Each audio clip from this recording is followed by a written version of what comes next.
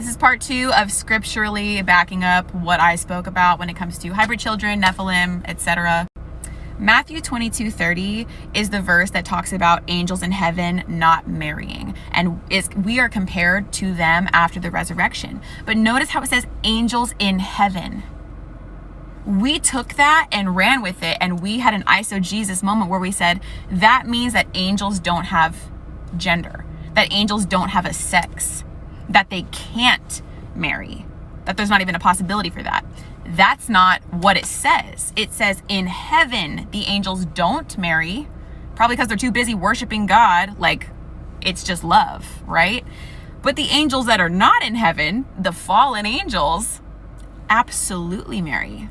They absolutely take women and have children with them, as I just proved in part 1 of this, so go watch it. I think that this was absolutely common knowledge, and the fact that it says in the word that the Nephilim were on the earth before and after the flood literally says that this kept happening throughout time. This kept happening after the flood, because the flood didn't take out the angels. It took out the original Nephilim, but it didn't take out the angels. So they just kept reproducing, and it seems like this was a part of the culture to have sex with angels, because even when angels went to save Lot and his family, the men of the town, they were wicked, Sodom and Gomorrah, the men were totally corrupt.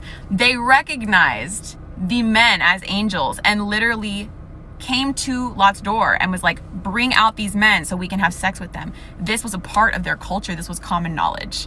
This one's crazy. 1 Corinthians 11:10. I bet y'all have never seen this before.